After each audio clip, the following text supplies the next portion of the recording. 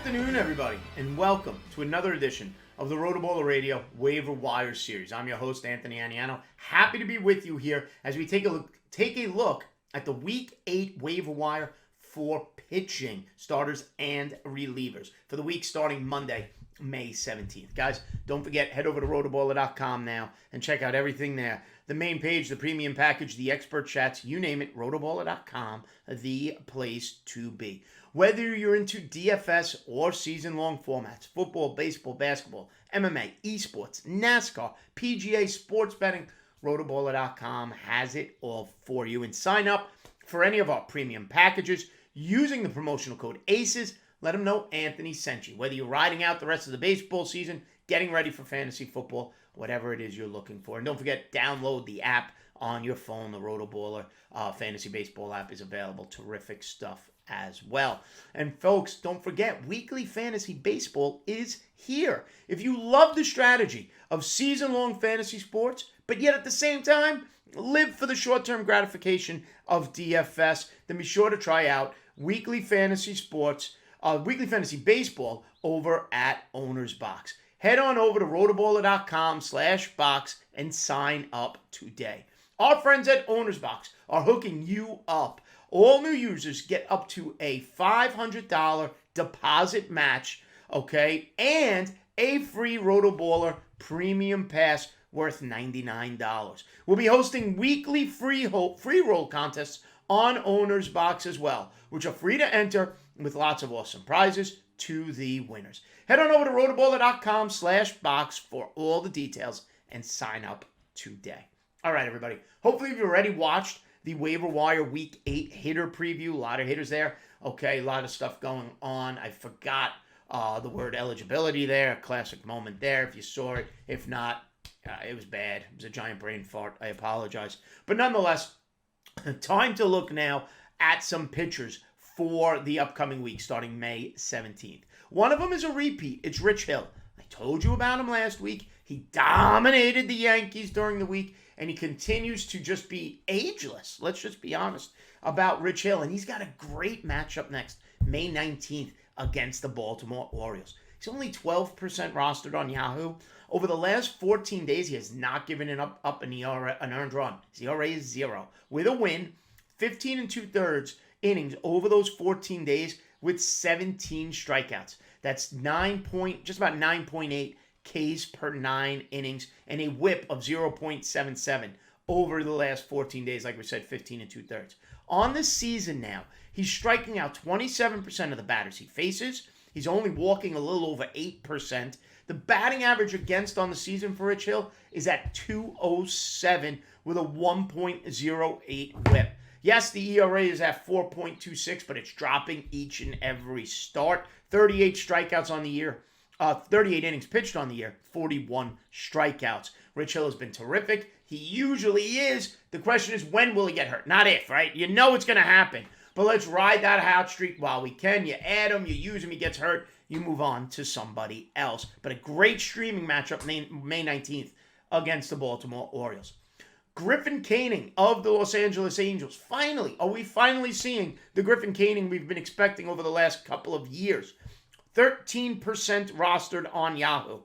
Over the last 14 days, he's picked up 2 victories with a 1.59 ERA, 20 Ks in 17 innings. It's 10.6 Ks per 9, and a whip of 1.29 over those last 14 days. He's now got his ERA on the season down to 4.78, but you love the strikeout percentage. Striking out 27% of the batters he's faced this year, 37 strikeouts in 32 innings pitched. Walk rate is just under 9%, whip at 1.38, and that batting average against 2.56, but dropping as he's been better and better of late. Still only 13% rostered on Yahoo is Griffin Canning.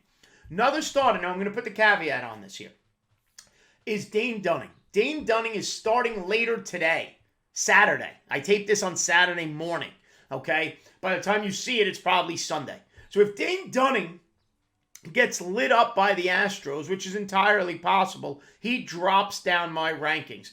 Okay, Houston is hot. Jordan Alvarez is swinging a scorching hot bat. Bregman's playing well. Okay, but that being said, and I don't love his next matchup either on the 20th of May against the Yankees. So Dunning would be higher, but I do have concerns about tonight. I do have concerns about his next start against the Yankees. But big picture, Dane Dunning should be rostered in more than 25% of the leagues, and that's why he's here. I'm not saying he's a must start, okay, but he's a nice stream option against the weaker offenses in baseball. So get him on your team now, potentially, okay, and pick and choose your matchups with Dane Dunning because the strikeouts have been tremendous.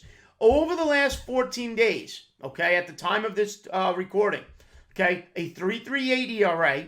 It's only been 10 2/3 innings, but it's been 15 strikeouts in those 10 2/3. It's 12.6 Ks per 9. Whip's a little high, 1.3. On the season, so ERA is under 4. I'm sorry, but a pitcher with an ERA under 4, you have to pay attention to. It's at 3.78. And he's got a 27.5% of his batters he faces he's struck out. He struck out 39 batters this year in 33 1/3. Like I said, coming into this Houston game later today. He's only walking 7% of the batters he faced. Hitters are hitting 250 against him. So my point is, you might say to me, Anthony, you're crazy. I'm not playing him against the Yankees. Fine. But you know what? He's going to face some teams that don't hit well. And take advantage of that. Play him against Detroit. Play him against Baltimore. Play him against some of those weaker offenses. Kansas City, who's been struggling.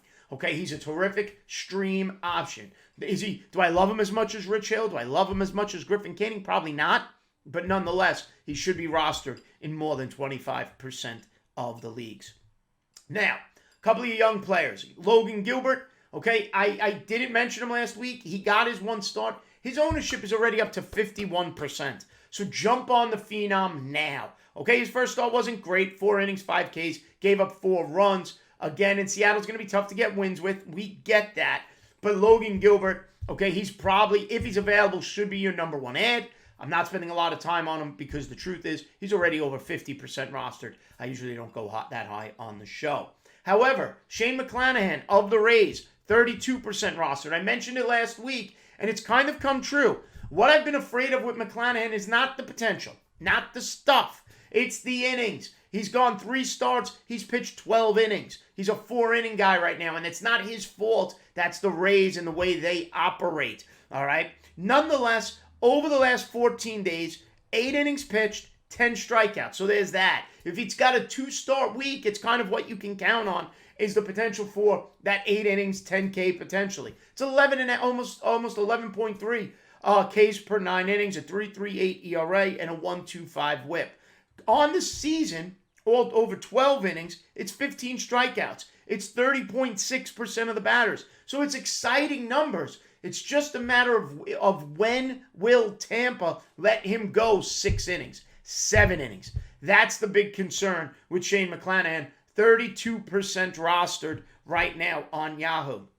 Staying with them is Luis Patino, okay, 14% rostered, and he's been just flat out dominant on the season now. Over the last 14 days, again, 7 innings pitched, 8 strikeouts, a whip of 0.86, 10.3 Ks per 9. On the season, remember he was injured at the start, 11 2/3 innings, 13 strikeouts, just over 30% of the batters he faces. Opposing hitters are only hitting 150 against him. That's a dominant number. An ERA of 1.54 and a whip of 0.69. My concern with any Tampa pitcher, not named Tyler Glasnow, is will they pitch enough innings to accumulate stats? It's my only concern. Nonetheless, ratios will be kept down. Okay, whip, ERA. If you're in a K per 9 league, jump all over these pitchers from Tampa Bay. All right? You hate to do it. You hate to make the veteran number 1, but Rich Hill right now is flat out pitching great. So he sits there. Canning, Dunning, Gilbert, McClanahan, and Patino. Now, if you're looking for a couple of relievers real quick, Michael Fulmer of the Detroit Tigers, well, he's back and he's in the bullpen now. He's got 4 starts, but in 12 games, and he's been pitching well. And he picked up a surprise save the other day for the Detroit Tigers. Over the last 14 days, he's got 2 saves. Suddenly, he's in the mix with Soto at the back end of that Detroit bullpen. 5 2/3 innings, 6 strikeouts, a 3.18 ERA. He's pitching well, okay? Detroit maybe transitioning him into no longer being a starter, but a short inning guy. Remember, coming off of Tommy John surgery. On the season now, he's got 26 strikeouts and 26 and 2/3, 23% of the batters he's faced, and opposing hitters are only hitting .214 against him.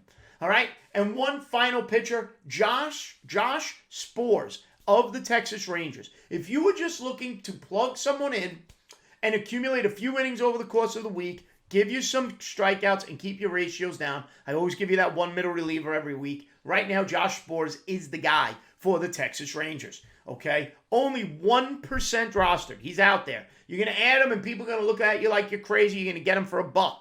All right? Nonetheless, 13 strikeouts in his last 6 2/3 innings over the last 14 days. Again, not a lot of opportunity.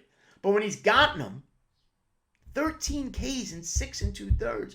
Okay? 17. I mean, that's just a absolutely crazy number. He is striking out 17.6 batters per 9 innings over the last 14 days with a whip of 1.05.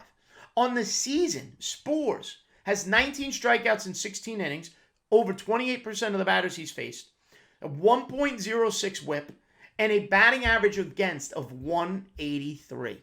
Maybe, just maybe, instead of adding that so-so fifth starter, you add Sborz. You hope he gives you 5 innings over the course of a week, 4 innings over the course of a week, okay? And he picks up 12 strikeouts, 11 strikeouts. All the while, in those 1-inning bursts, okay, nobody's hitting him. His whip is under 1. His ERA sits at about 1. And at the end of the week, your ratios have been lowered just a tad because of Josh Sborz of the Texas Rangers. And he's a freebie. He's 1%. McClanahan's going to cost you. Gilbert's going to cost you. Patino's going to cost you. Josh Sborz isn't going to cost you much at all. All right, everybody. Remember, head over to rotoballer.com. Head over to rotoballer.com/box for the owner's box deal. Okay, take advantage of that and all the premium packages at rotoballer.com. Use that promo code ACES. Stay smart. Stay safe. Make sure you check out the hitter video and all the great content on RotoBaller's YouTube channel. And we'll see you next time right here on RotoBaller Radio. Have a good one, folks.